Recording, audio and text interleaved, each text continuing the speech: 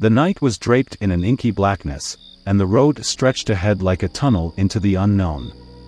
The rhythmic hum of the engine was the only companion in my solitary journey through the desolate countryside.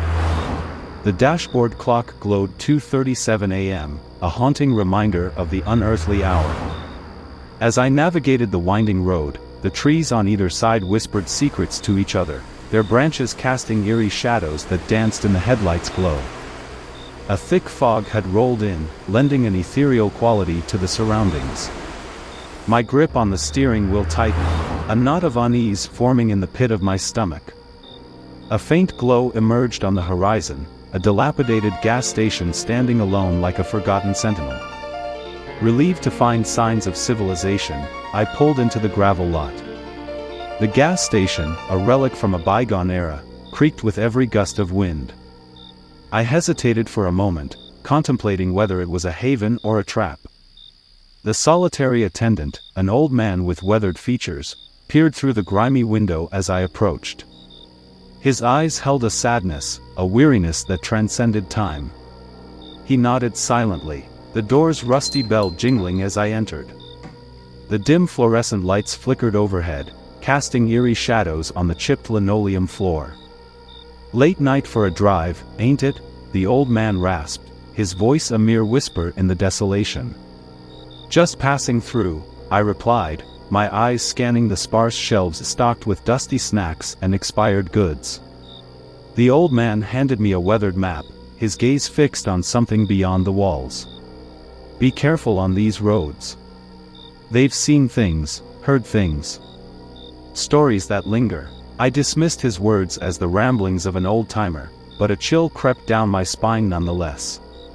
Ignoring the ominous warnings, I thanked him and left the gas station, the bells jingled trailing behind me like a ghostly echo.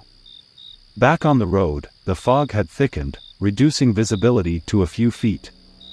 The headlights carved through the mist, revealing fleeting glimpses of twisted shapes lurking at the edge of perception. My pulse quickened, and a sense of dread settled over me like a shroud. Suddenly, the engine sputtered and died. Panic seized me as the car coasted to a stop, enveloped in an unnatural silence.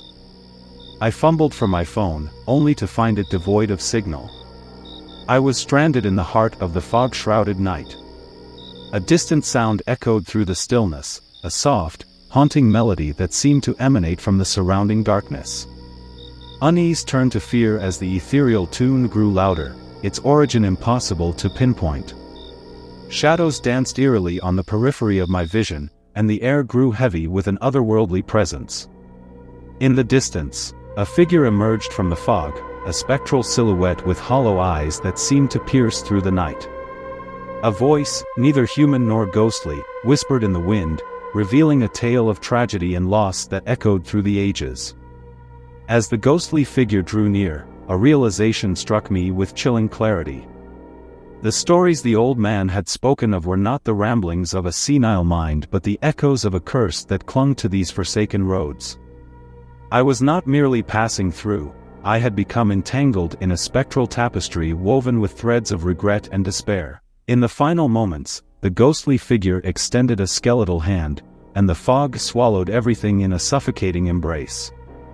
The haunting melody reached its crescendo, and my world dissolved into darkness. When consciousness returned, I found myself back in the gas station, the old man's eyes holding a knowing sadness. "Some roads trap more than just travelers," he whispered, a melancholic smile playing on his lips.